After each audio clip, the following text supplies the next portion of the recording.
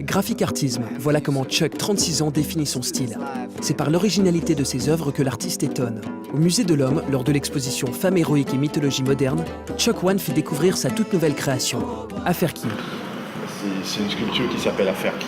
Aferki est censé représenter attitude et allure en tant que matrice de la dignité. Dignité, allure, mais aussi force et courage. Avec Aferki, Chuck a voulu donner à la femme une image de guerrière aux traits de lionne.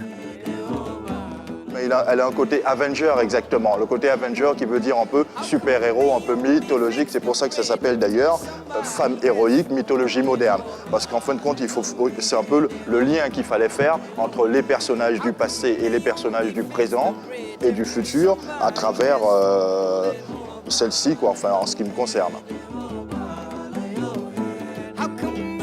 Je l'ai complètement redessiné, retravaillé tout le crâne par rapport au travail que faisait, à l'habillage, comment se préparaient les pharaons égyptiennes. Dans toute cette découpe, j'ai remanié le crâne, j'ai retravaillé les masques des premières déesses en Éthiopie, par exemple. C'est tout un assemblage de civilisation, de tribus ici qui est présente dans sa tête. Après, je me suis dit quand même, toutes ces femmes africaines ayant vécu quand même beaucoup de douleurs, beaucoup de peine, beaucoup de problèmes, beaucoup de soumission, souvent sous des dictatures, souvent des régimes voire totalitaires. Donc en fin de compte, moi j'en reviens à l'embaumement du corps et puis par rapport à des tiraillements, les traces, les scarifications.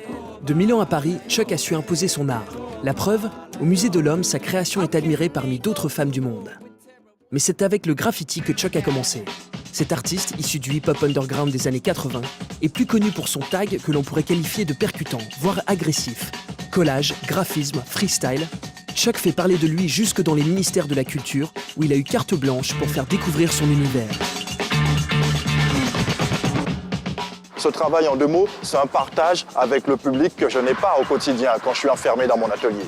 Ils apprécient la conception et pour eux, ils sentent que certains messages. Ils voient aussi que l'univers du graffiti, dont on leur a dit pas mal de choses, que ce soit négatif pour la plupart du temps, qu'on rabâchait les médias ou autre chose, mais surtout, ils se rendent compte que le graffiti, c'est pas que du négatif. Il y a une certaine construction, il y a un certain parcours, il y a des idéologies derrière, il y a des gens qui ont une réflexion, qui parlent de différentes choses.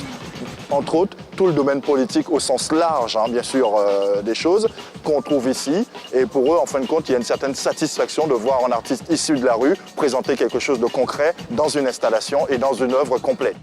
Une œuvre complète qui place définitivement Chuck au cœur de la culture de rue et même au-delà.